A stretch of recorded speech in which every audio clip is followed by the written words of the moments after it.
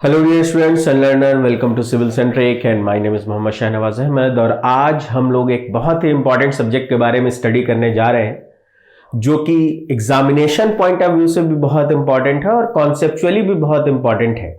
और इस सब्जेक्ट का नाम है आपको फ्लूइड मैकेनिक्स। तो आज हम लोग सबसे पहले बात करेंगे कि इस सब्जेक्ट को पढ़ने की जरूरत क्या है। सबसे पहला पॉइंट, अगर देखो कोई भी सब्जेक्ट आपको स्टडी करना है तो सबसे पहले आपको यह पता होना चाहिए कि आखिर इसको पढ़ने की जरूरत क्या है।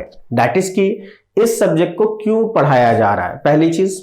दूसरी चीज ये जानने की जरूरत है कि ये सब्जेक्ट जो है ये क्या है, ये क्या बताता है। ठीक है, तो सबसे पहले हम लोग बात करेंगे आज कि ये जो फ्लूइड मैकेनिक्स सब्जेक्ट है, आखिर इस सब्जेक्ट को पढ़ने की जरूरत क्या है। तो देखो, इसको अगर समझना है तो हम लोग बिल्कुल ही प्रैक्टिकल अप्रोच पर इस पर बात करेंगे। दैट इज कि देखो, आप लोगों को कहीं भी काम करना है तो नेचर में ही काम करना है। तो सबसे पहले हम लोग जो बात करेंगे, तो नेचर में अगर काम करना है तो हम लोग किन चीजों पर वर्क करेंगे, है कि नहीं। तो नेचर में अगर आप देखोगे तो आप जब भी काम करोगे किसी ना किसी मैटर पर वर्क करोगे, क्योंकि देखो इस सब्जेक्ट के नाम में ही कुछ चीजें छुपी हैं। जैसे सबसे पहली चीज, सब्जेक्ट का नाम है आपका फ्लूइड मैकेनिक्स। ठीक है, तो इस सब्जेक्ट के नाम में देखिए एक शब्द छुपा हुआ है और वो है मैकेनिक्स शब्द। तो मैकेनिक्स का क्या मतलब होता है, तो सबसे पहले अगर बात करें तो पहले मैकेनिक्स का मतलब आप जानोगे तो आपको आसानी से समझ में आएगा कि इस सब्जेक्ट को पढ़ने की जरूरत क्या है हम लोगों को। क्लियर है? ठीक है, देखिए, तो मैकेनिक्स का मतलब होता है आपको स्टडी ऑफ फोर्स, या फिर आप इसको स्टडी ऑफ मोशन भी कह सकते हो। स्टडी ऑफ फोर्स या फिर आप इसको स्टडी ऑफ मोशन भी कह सकते हो। ठीक है, तो कहीं ना कहीं मैकेनिक्स शब्द आपको यह बताता है कि अगर मैकेनिक्स शब्द लगा है, दैट इज कि आपको फोर्स की स्टडी करनी है। क्लियर है? फोर्स की स्टडी करनी है। तो अब आ जाओ कि अगर आप मान लो नेचर में कहीं भी काम करने गए, किसी चीज पर भी आप वर्क करना चाहते हो, तो जब वर्क करोगे तो आपको किसी ना किसी मैटर पर वर्क करना है। अब वो मैटर कितने टाइप का होता है, तो देखो यहीं पर अगर हम बात करें कि भाई हमारे पास बहुत तरीके के मैटर हो सकते हैं, तो हमको वर्क करना वो मैटर पे करना है। तो मेरे पास जो भी मैटर होगा वो मैटर कितने टाइप के होंगे, तो हम लोगों को पता है कि मैटर को बेसिकली हम लोग दो पार्ट में डिवाइड करते हैं। ठीक है, एक कहलाता है आपका सॉलिड और एक कहलाता है आपका फ्लूइड। तो देखिए, अगर हम मैटर पे काम करना चाहते हैं, दैट इज कि देखो मैकेनिक्स का मतलब है कि आपको फोर्स का स्टडी करना आना चाहिए। अब तुम फोर्स का स्टडी किस पर करोगे? मैटर पर करोगे। अब वो मैटर कैसा हो सकता है?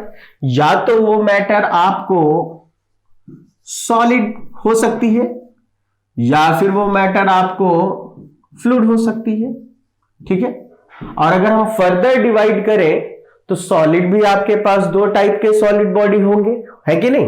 तो आपके पास जो दो सॉलिड बॉडीज होते हैं, एक कहलाता है आपका रिजिड सॉलिड बॉडी और एक होता है आपका डिफॉर्मेबल सॉलिड बॉडी। ठीक है, सपोज दैट मैंने कहा दिस इज ये आपका क्या है, रिजिड सॉलिड बॉडी है, और ये आपका क्या है, this is your deformable solid body है।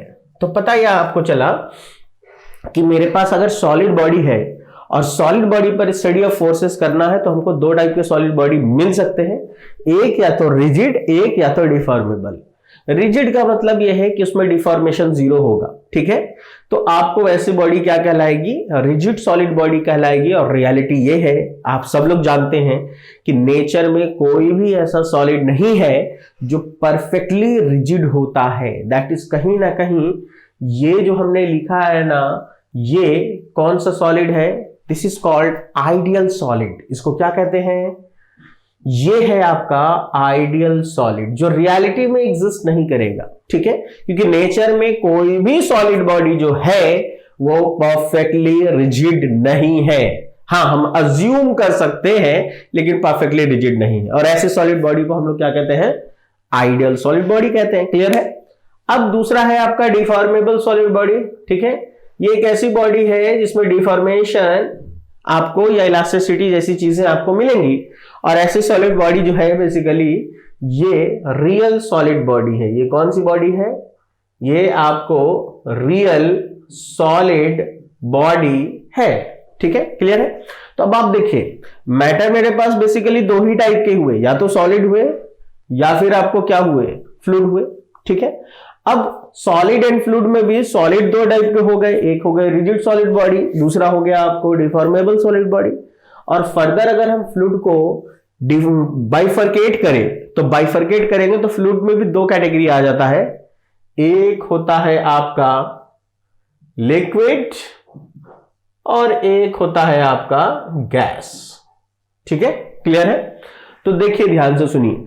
अब देखिए, हमने आपको बोला कि देखिए फ्लूइड मैकेनिक्स जो सब्जेक्ट का नाम है, इसमें शब्द जुड़ा है एक मैकेनिक्स, और मैकेनिक्स का मतलब होता है स्टडी ऑफ फोर्स करो या स्टडी ऑफ मोशन करो। फॉर एग्जांपल, मान लीजिए सपोज दैट ये एक बॉडी है और इस बॉडी को मैंने सपोज दैट मैंने अपने हाथ पे रख दिया। ठीक है, और मैंने आपसे पूछा कि ये बताइए कि क्या इस बॉडी पर फोर्सेस लग रहे हैं, तो आप क्या बोलेंगे?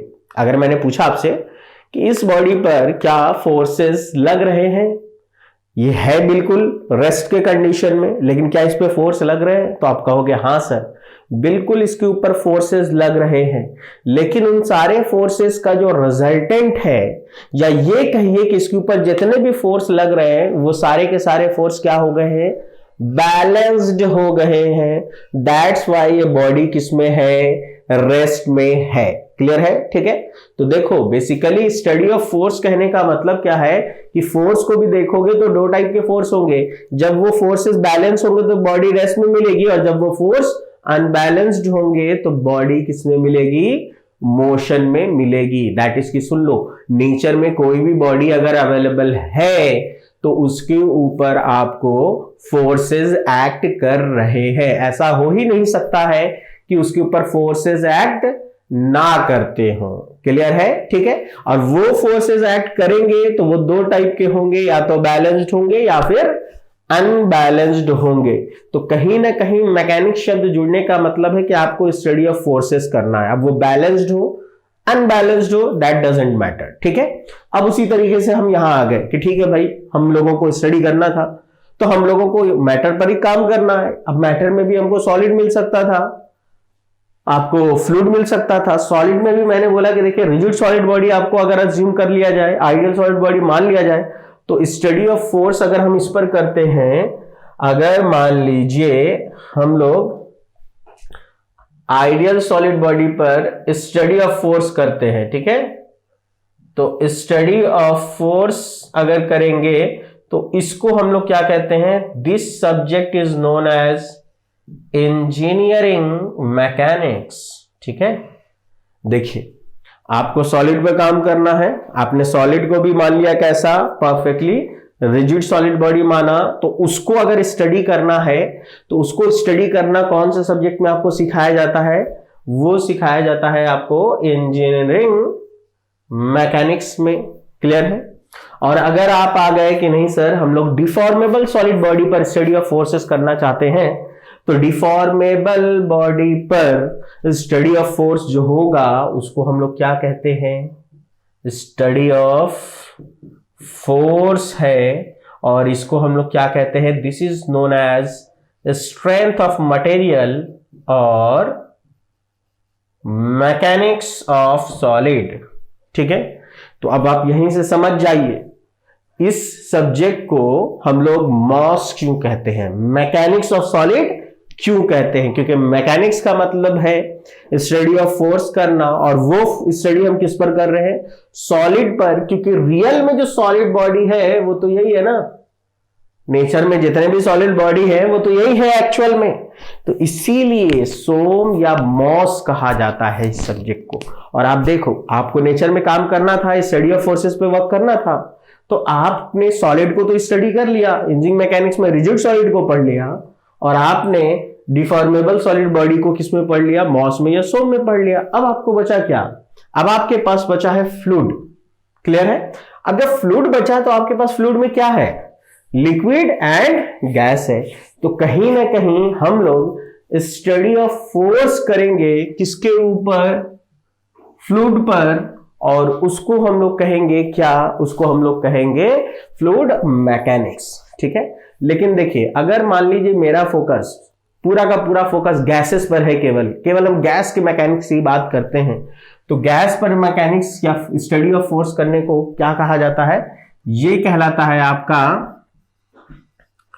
थर्मोडायनेमिक्स, ठीक है।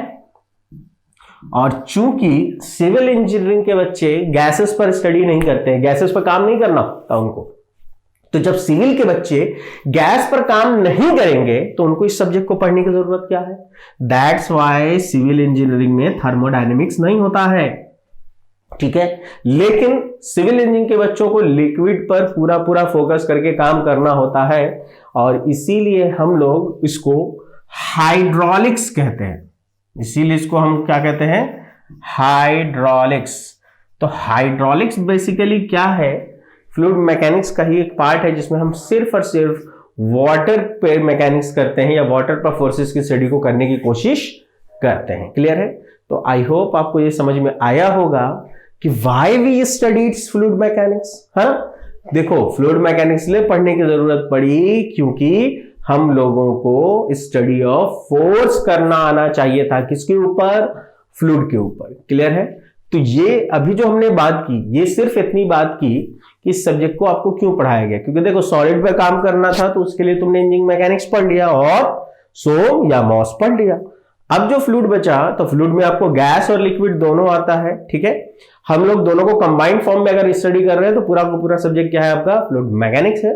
जिसमें भी अगर हम गैस पर स्पेशली फोकस करें, केवल गैस की बात करें, अलग सब्जेक्ट बना दिया तो वो हो गया थर्मोडायनेमिक्स, और केवल लिक्विड की बात करें तो उसको हम लोग कहेंगे हाइड्रोलिक्स। क्लियर है। तो देखो चूंकि सब्जेक्ट का नाम था फ्लूइड मैकेनिक्स, इसलिए हम लोगों ने इसके ऊपर बात की। अब यहां पर हम लोग फिर से देखेंगे कि मैकेनिक्स का मतलब क्या था। मैकेनिक्स का मतलब था आपको स्टडी ऑफ फोर्स या मोशन, ठीक है। तो देखो सब्जेक्ट को शुरू करने से पहले, क्योंकि देखो जब तक फ्लूइड मैकेनिक्स में हम लोग ये नहीं समझेंगे what is fluid, what is mechanics, तब तक हम फ्लूइड मैकेनिक्स को नहीं समझ सकते हैं, ठीक है। तो आज जो हमारा इंट्रोडक्शन है वो सिर्फ इस बात पर होगा कि ये सब्जेक्ट है क्या, ठीक है। तो इस सब्जेक्ट को समझने के लिए अब हम लोग फिर से फर्दर इस मैकेनिक्स शब्द को दोबारा से समझेंगे, ठीक है। तो इसके लिए हम आपको लिखते हैं कि मैकेनिक्स का क्या मतलब होता है। देखिए इसके बाद फिर से हम मैकेनिक्स पर ही आ जाते हैं। तो देखो मैकेनिक्स का मतलब मैंने क्या बताया, मैकेनिक्स का मतलब होता है स्टडी ऑफ फोर्स, या फिर हम लोग क्या करना चाहते हैं, मोशन करना चाहते हैं, ठीक है। स्टडी ऑफ फोर्स कहिए या स्टडी ऑफ मोशन कहिए, ठीक है। इसको हम लोग कहते हैं मैकेनिक्स। तो मैकेनिक्स को भी बेसिकली दो पार्ट में तोड़ा गया है, एक कहलाएगा आपको काइनेमेटिक्स और एक कहलाएगा आपको डायनेमिक्स, ठीक है। ये क्यों बताया जा रहा है, क्योंकि देखिए जब आगे हम लोग पढ़ेंगे फ्लूइड मैकेनिक्स तो हम लोगों को बहुत सारी प्रॉपर्टीज पढ़नी है, और उन सारी प्रॉपर्टीज में खास तरह की प्रॉपर्टी आती है जिसका नाम होता है विस्कोसिटी। आई थिंक आप लोगों ने सुना होगा। तो विस्कोसिटी में आपको बताया गया होगा कि विस्कोसिटी दो टाइप के होते हैं, एक होता है आपको डायनेमिक विस्कोसिटी और एक होता है आपको काइनेमेटिक विस्कोसिटी। आपको बता दें इंटरव्यूज में बहुत बार ऐसा होता है कि टीचर आपसे कहेगा कि अच्छा ये बताइए विस्कोसिटी कितने टाइप की होती है, और जैसे आप बताएंगे कि sir kinematic viscosity and dynamic viscosity, कहेगा ठीक है अब बताइए डायनेमिक कौन है काइनेमेटिक कौन है। अब जैसे ही बताओगे अगला उसका सवाल होगा why we called it as dynamic viscosity and why we called it as kinematic viscosity.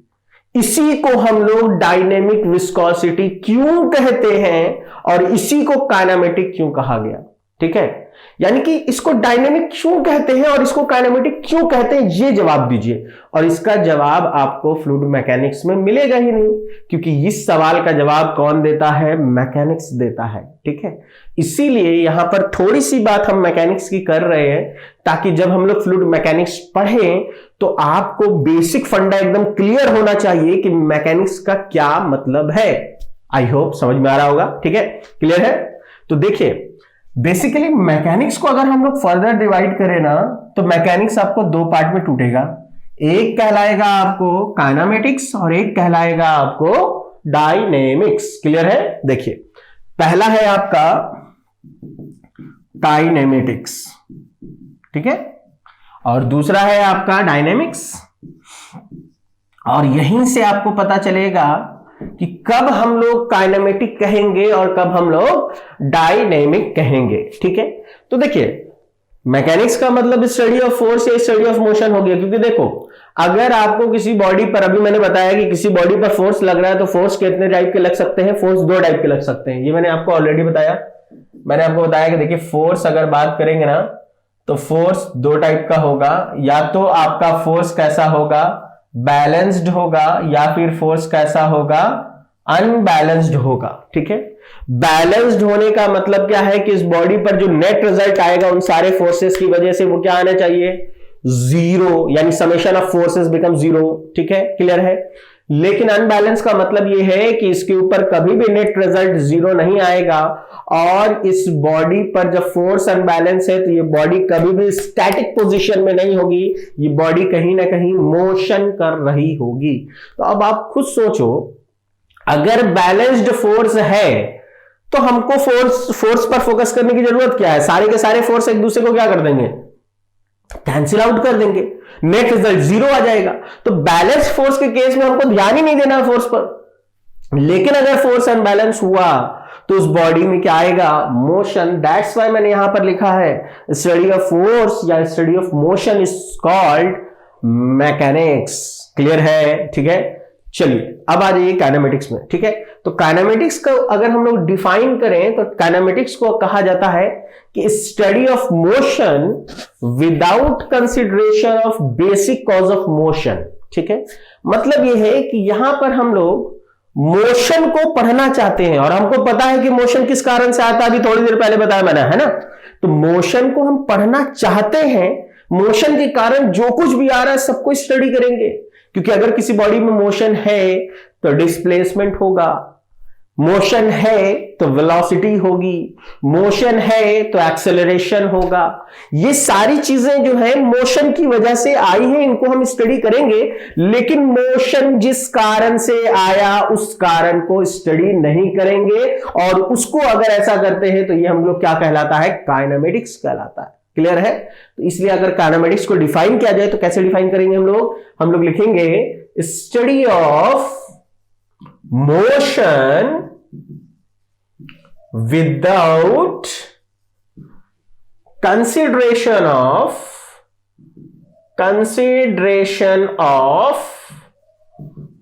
Basic cause of motion, that is force. मतलब यह है कि हम लोग यहां पर स्टडी ऑफ मोशन करना चाहते हैं, लेकिन हम उस कॉज को, उस कारण को नहीं पढ़ना चाहते हैं जिस कारण से ये मोशन आया है। दैट इज कि इसमें हम लोग कहीं पर भी फोर्स की बात नहीं करेंगे, कैसा फोर्स था, कौन सा फोर्स लगा, किसके कारण मोशन आई, इसकी बात ही नहीं करनी है।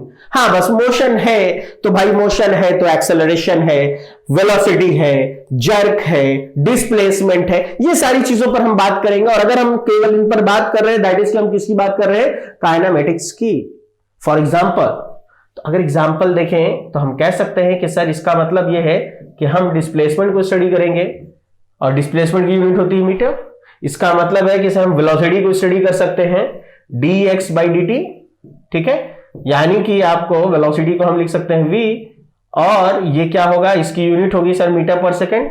और अगर इसके बाद देखें तो एक्सेलरेशन को स्टडी करेंगे, और एक्सेलरेशन होता है change in velocity with respect to time, that is की मीटर पर सेकेंड स्क्वायर। ठीक है, और इसी में हम चाहें तो जर्क को भी स्टडी कर सकते हैं। जर्क क्या होता है, rate of change of acceleration होता है, यानी कि metre per second cube. These are the example of kinematic terms। तो हम कह सकते हैं कि ये जितने भी टर्म्स हमने लिखे हैं, these are purely kinematic terms। ये जितने भी टर्म्स हैं, ये टर्म्स कैसे टर्म्स हैं, काइनेमेटिक टर्म्स हैं। क्लियर है, ठीक है। अब अगर हम लोग आ जाए, ठीक है, अब हम लोग अगर आ जाए कि हम लोग बात करना चाहते हैं किस पर, डायनेमिक्स पर। तो डायनेमिक का क्या मतलब है, डायनेमिक का मतलब है आपको कि अब हम लोग स्टडी ऑफ मोशन करेंगे, and with the consideration of basic cause of motion करेंगे, दैट इज कि वो मोशन जिस वजह से आया है, अब उस वजह पर हम लोग बात करेंगे, दैट इज कहीं ना कहीं हम लोग किसकी स्टडी करेंगे, फोर्सेस की स्टडी करेंगे। तो हम लोगों को क्या कहलाएगा, वो कहलाएगा डायनेमिक्स। क्लियर है? तो हम कह सकते हैं, इसका मतलब ये है कि study of motion with the consideration of basic cause of motion, that is force। तो अब हमने कहा कि अगर हम अब मोशन जिस वजह से आया है, जिस कारण से आया है, अगर उस कारण को स्टडी करने जा रहे हैं तो माय डियर वो क्या कहलाता है, वो कहलाता है डायनेमिक्स। और इसमें हम लोग किस पर बात करेंगे, तो दैट इज कि इसमें हम लोग फोर्सेस पर बात करेंगे एंड फोर्सेस की स्टडी करना शुरू करेंगे कि किस फोर्स के कारण उसमें अंदर मोशन आया है, और उसको हम लोग कहते हैं डायनेमिक्स। तो अब आप देखो, ये जो फोर्सेस की स्टडी करनी है तो हम कहां से स्टडी करेंगे, तो फोर्स के बारे में हम लोग न्यूटन सेकंड लॉ से स्टडी कर सकते हैं। और न्यूटन सेकंड लॉ क्या कहता है कि जो फोर्स होता है वो मास इंटू एक्सेलरेशन हम लिख सकते हैं, जिसमें ये फोर्स क्या है, force is purely dynamic term. Force क्या है, प्योरली डायनेमिक टर्म है। और एक्सेलरेशन क्या है, acceleration is purely kinematic term, क्योंकि अभी मैंने थोड़ी देर पहले बताया है कि एक्सेलरेशन कहां हम लोग स्टडी करते हैं। ठीक है, प्योरली काइनेमेटिक टर्म है। अब आप देखिए मजे की बात कि फोर्स तो सर प्योरली डायनेमिक टर्म है और एक्सेलरेशन प्योरली काइनेमेटिक टर्म है। दैट इज कि इस एक्सेलरेशन में वो कौन सी क्वांटिटी थी, वो कौन सा फिजिकल टर्म था जो मिला और इन दोनों का प्रोडक्ट क्या बना दिया, प्योरली डायनेमिक बना दिया। तो आप कहोगे कि सर वो था मास।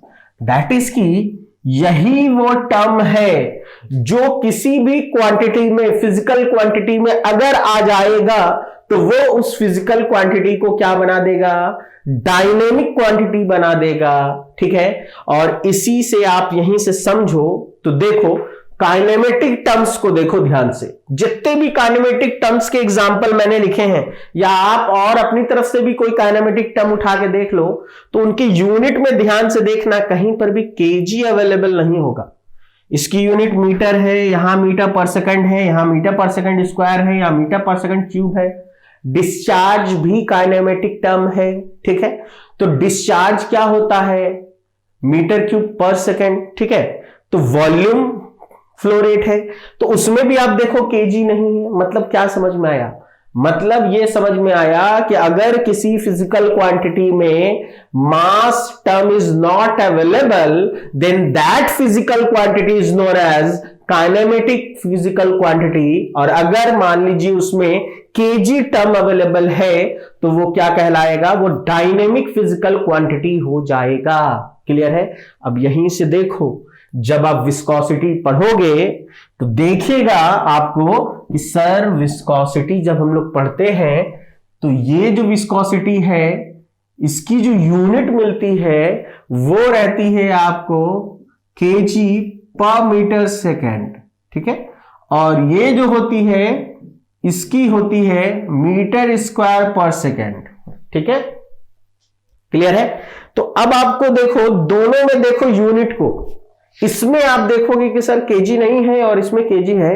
दैट्स व्हाई इस वाली विस्कोसिटी को क्या कहा जाता है, डायनेमिक विस्कोसिटी, और इस वाले को कहा जाता है काइनेमेटिक विस्कोसिटी। ठीक है, तो इन केस कभी आपसे कोई ये पूछ ले, क्योंकि देखो इस सवाल का जवाब आपको बुक में तो मिलना ही नहीं है कि डायनेमिक क्यों कहते हैं, इसको काइनेमेटिक क्यों कहते हैं, इसी को हम लोग डायनेमिक विस्कोसिटी क्यों कहा, इसी को काइनेमेटिक विस्कोसिटी क्यों कहा। तो इसका जवाब जो है वो मैकेनिक्स देता है। तो आप सीधे से बता सकते हैं कि सर डायनेमिक टर्म वो होगा जिसमें मास टर्म अवेलेबल होगा। ठीक है। और काइनेमेटिक टर्म वो होगा जिसमें मास अवेलेबल नहीं रहेगा, वो काइनेमेटिक टर्म कहलाता है, ठीक है।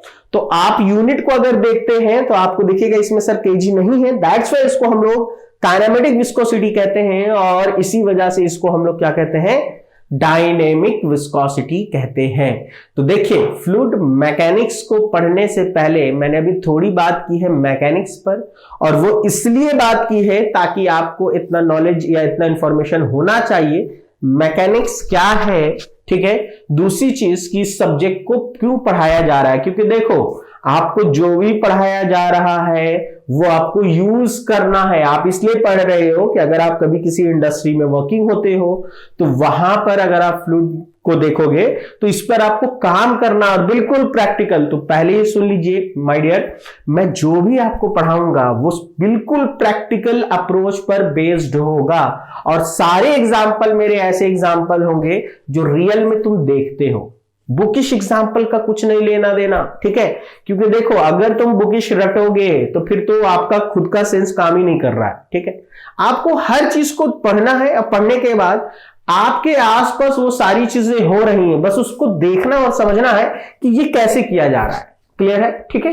तो चलिए अभी हम लोगों ने इस पर बात कर ली कि मैकेनिक्स क्या है, फ्लूइड मैकेनिक्स जो इसलिए पढ़ाया गया क्योंकि आपको स्टडी ऑफ फोर्स करना आना चाहिए। आपने सॉलिड पर कर लिया तो बचा फ्लूइड, तो फ्लूइड पर करने की जरूरत है। तो अब हम लोग बात करेंगे कि फ्लूइड मैकेनिक्स जो है सब्जेक्ट ये क्या है। तो हम लोग हेडिंग देते हैं और सब्जेक्ट का नाम है आपका फ्लूइड मैकेनिक्स, ठीक है। अब सवाल ये उठेगा कि इस सब्जेक्ट को अगर हम डिफाइन करें या कोई कहे कि what is fluid mechanics, can you define it, तो आप कैसे डिफाइन करोगे। तो बहुत सिंपल है, कहीं ना कहीं ये एक ऐसा सब्जेक्ट है जो हमको क्या करना सिखाता है, study of behaviour of fluid को सिखाएगा। कब सिखाएगा, तो देखो आप सोचो, अपने आसपास देखो, आप ये बताओ। और पहली चीज सुन लीजिए, फ्लूइड का मतलब कभी भी लिक्विड नहीं सोचिएगा, फ्लूइड मतलब लिक्विड प्लस गैस, ठीक है। दोनों को मिलाकर के फ्लूइड बोला जाता है, केवल लिक्विड पर फोकस नहीं करना है। क्लियर है, चलिए। तो अब देखिए अगर मैंने आपसे कहा कि ये बताइए, आप अपने आसपास सोचोगे तो आपको अगर स्टडी ऑफ फ्लूइड करनी है, ठीक है, बिहेवियर ऑफ फ्लूइड करना है under the influence of force, क्योंकि मैकेनिक्स शब्द जुड़ा हुआ है, तो कब कब करोगे। तो आपने कहा कि सर एक तो केस है मेरे पास, क्या, सपोज दैट कि मैंने एक कंटेनर लिया है और उस कंटेनर में मान लो कोई फ्लूइड भर दिया है, ठीक है। वाटर भी भर सकते हैं, और गैस सिलेंडर है तो उसके अंदर गैस भी भरा हुआ है, दैट इज कि फ्लूइड को मैंने एक कंटेनर में बंद करके छोड़ दिया। तो उस केस में आप ये बताइए कि फ्लूइड किस स्टेट में है, मोशन कर रहा है फ्लूइड, तो आप कहोगे नहीं सर वो तो एक कंटेनर के अंदर बंद है। दैट इज कि पता ये चला, पहला चीज कि study of behaviour of fluid करना है हम लोगों को, ठीक है। कब करना है, तो पहला केस कि सर जब फ्लूइड रेस्ट में होगा, ठीक है, पहला चीज। दैट इज कि हम लिख सकते हैं कि फ्लूइड मैकेनिक्स का क्या मतलब है, इसका मतलब है study of behaviour of fluid करना है under the influence of force. लिखो ना लिखो चलेगा, ठीक है, क्योंकि मैकेनिक्स शब्द का मतलब ये है कि फोर्स के इन्फ्लुएंस में, ठीक है। कब कब, तो आपने कहा तब जब आपका फ्लूइड किस स्टेट में होना चाहिए। तो आपने कहा कि सर पहला कंडीशन है जो हमको दिखता है वो रेस्ट में होना चाहिए। अब ये रेस्ट वाला कंडीशन घर में तो दिख रहा है, चारों तरफ बाल्टी में पानी है, बकेट में पानी है, गैस सिलेंडर में बंद है गैस, अभी नॉब वॉब खुला हुआ नहीं है, तो रेस्ट में, ठीक है। इसी चीज को अगर थोड़ा बड़े स्केल पे सोचोगे तो आप कहोगे कि सर कहीं ना कहीं डैम भी तो यही है, एक बहुत बड़ा सा हमने जगह बनाया, कंटेनर बनाया, उसमें पानी को जमा करके रखे हुए, तो डैम के अंदर जो पानी है वो किसमें है, वो तो रेस्ट में है ना। तो पहली चीज पता चली कि सर अगर रेस्ट में फ्लूइड है, तो मैंने आपको क्या सिखाया था कि देखो रेस्ट में होने का मतलब है कि उसके ऊपर जो फोर्सेस होंगे वो फोर्सेस कैसे होंगे, बैलेंस्ड होंगे, ऑब्वियस सी बात है। तो पहला पॉइंट आप क्या लिख लोगे कि सर एट रेस्ट का मतलब है कि फोर्सेस आर बैलेंस्ड, यानी उसके ऊपर जितने भी फोर्सेस एक्ट कर रहे होंगे वो सारे के सारे फोर्सेस जो होंगे एक दूसरे को बैलेंस कर देंगे और नेट रिजल्ट उसके ऊपर क्या मिलेगा, 0 मिलेगा। क्लियर है? ठीक है, चलिए अब रेस्ट का मतलब तो ये समझ में आ गया हमको, और अगर रेस्ट में है तो इसी चीज को हम लोग टेक्निकली क्या कहते हैं, तो इसको कहा जाता है, this is called fluid under rest, that is की फ्लूइड स्टैटिक्स। इसको हम लोग क्या कहते हैं, यही कहलाता है कि फ्लूइड स्टैटिक्स। यानी कि जब तक हम लोग फ्लूइड अंडर रेस्ट कंडीशन में पढ़ते रहेंगे तब तक मेरा वो पार्ट क्या कहलाता रहेगा कि हम लोग अभी फ्लूइड स्टैटिक्स को पढ़ रहे हैं। क्लियर है? ठीक है। अब आपने कहा कि सर पहला तो हमको समझ में आ गया कि सर फोर्सेस आर बैलेंस्ड होगा, रेस्ट में होगा, और रेस्ट का मतलब भी क्या है कि इस तरीके की कंडीशन में आपको वेलोसिटी बराबर 0 मिलेगी। ऑब्वियस सी बात है, जब फ्लूइड जो है, जब फ्लूइड आपका मोशन कर ही नहीं रहा है तो वेलोसिटी इज इक्वल टू क्या मिलेगी, 0। ठीक है, फ्लो वेलोसिटी हमेशा 0 होगी। ये हमको समझ में आ गया। ठीक है, अब दूसरा कंडीशन आपने कहा कि सर ये तो समझ में आ गया कि चलिए आपको कंटेनर में था या डैम में था, रेस्ट में था। अब दूसरा कंडीशन आपने कहा कि सर घर में ऐसा भी तो होता है कि सप्लाई लाइन से पाइप है और पाइप में फ्लूइड क्या कर रहा है, फ्लो कर रहा है, पानी को यहां से यहां बहा के ले जा रहे हैं। या गैस पाइपलाइन भी होता है और गैस पाइपलाइन में गैस फ्लो करता है, दैट इज कि कहीं ना कहीं हमारा फ्लूइड एट रेस्ट तो होगा ही, इन मोशन भी हो सकता है।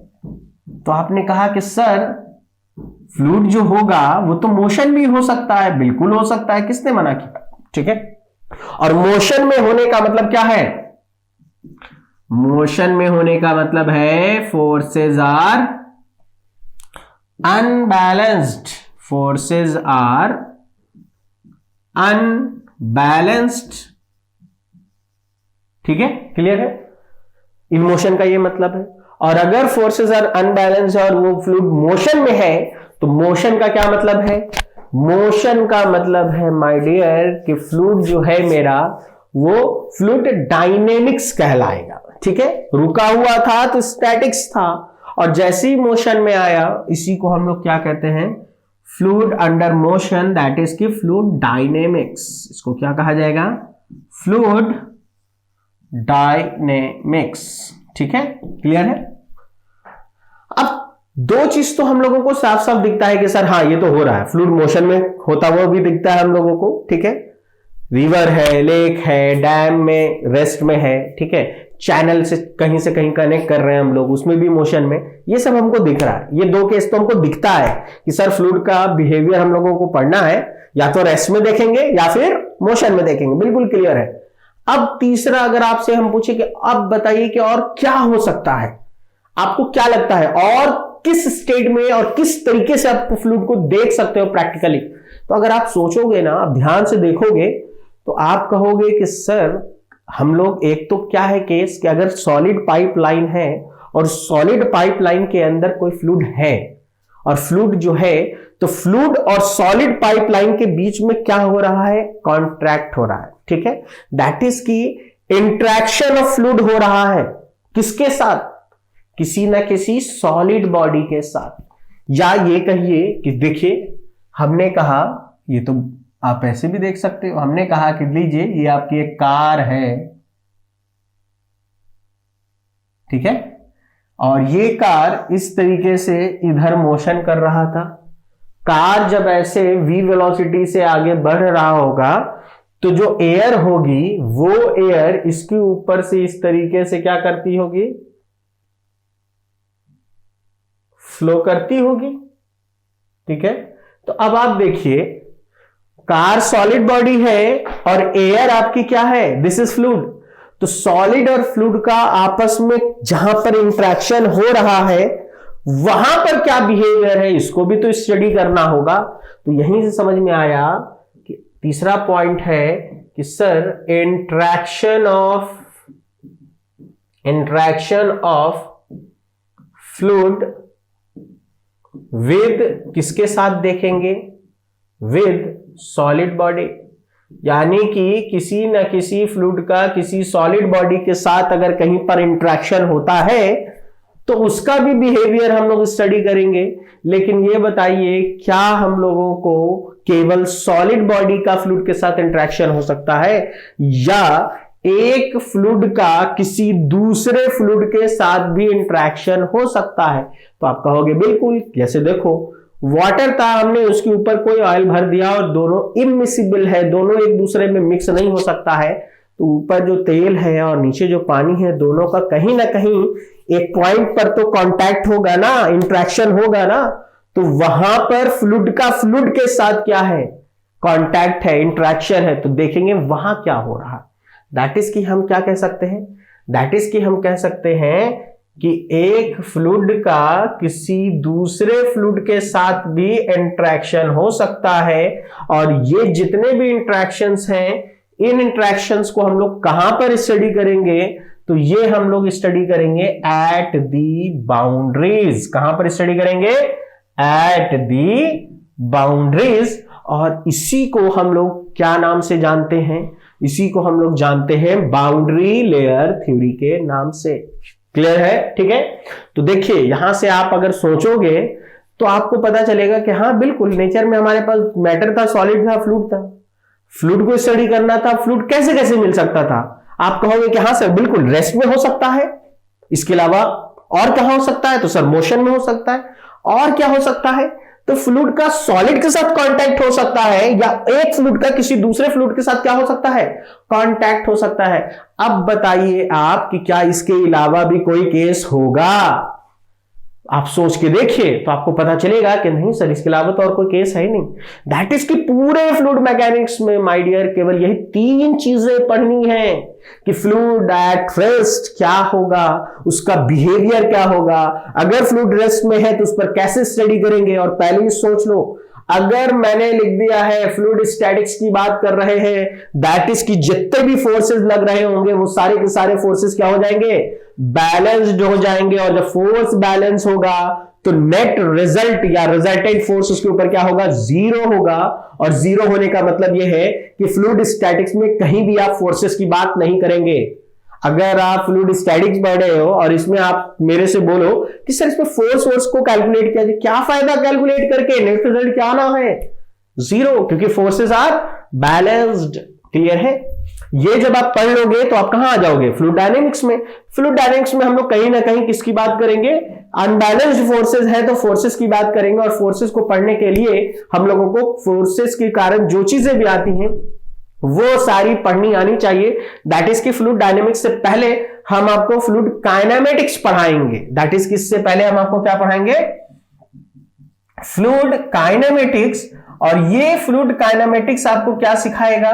आपको सिखाएगा कि अगर कोई फ्लूइड मोशन में है तो उसमें वेलोसिटी कैसे फाइंड आउट करनी है, एक्सेलरेशन कैसे फाइंड आउट करनी है, उसमें डिस्प्लेसमेंट कितना होगा, उसमें डिस्चार्ज कितना होगा, क्योंकि बिना एक्सेलरेशन निकाले तुम फोर्स नहीं निकाल सकते हो। तो इसीलिए पहले डायनेमिक्स से पहले आपको क्या सिखाया जाएगा? फ्लूइड काइनेमेटिक्स सिखाया जाएगा। देन हम आपको क्या पढ़ाएंगे? फ्लूइड डायनेमिक्स पढ़ाएंगे। और फ्लूइड डायनेमिक्स में जितने भी मोशन के केसेस हो सकते हैं, सारे केसेस को हम लोग यहीं पर स्टडी करेंगे। और इन केसेस में देखना, मैं सबसे पहले आपको यह सिखाऊंगा कि फ्लूइड अगर मोशन में है तो वो कौन कौन से फोर्सेस के इन्फ्लुएंस में हो सकता है। नंबर ऑफ फोर्सेस के बारे में बात करेंगे, ठीक है। लेकिन यहां पर कहीं भी हम फोर्सेस की बात नहीं करेंगे। और जब ये दोनों पढ़ लेंगे तब हम आएंगे कि अगर फ्लूइड का किसी दूसरे सॉलिड बॉडी के साथ कांटेक्ट है, या एक फ्लूइड का किसी दूसरे फ्लूइड के साथ कांटेक्ट है, तो उनकी बाउंड्रीज जहां पर एक दूसरे के साथ कांटेक्ट कर रही हैं, उन दोनों के बीच में क्या हो रहा है, और उसके बारे में अगर हम स्टडी करेंगे, that is called boundary layer theory. ठीक है, क्लियर है? आई होप आपको ये समझ में आया होगा कि फ्लूइड मैकेनिक्स जो सब्जेक्ट है ये क्या है, इसको कैसे पढ़ना है और इसमें क्या पढ़ाया जाएगा। ठीक है, अब फर्दर नेक्स्ट लेक्चर हम लोग पढ़ेंगे तो उसमें हम लोग जो मैंने यहां पर बताया है इसी को हम डिफाइन करके ऐसे लिख देंगे कि fluid mechanics is a branch of science in which deal with the behaviour of fluid under rest, under motion and at the interaction of fluid with another solid and fluid. ठीक है, तो ये हम लोग नेक्स्ट लेक्चर में बात करेंगे। ठीक है, फिलहाल इस लेक्चर में इंट्रोडक्शन था तो इंट्रोडक्शन में यहीं तक रहने देते हैं। तब तक के लिए गुड बाय, टेक केयर।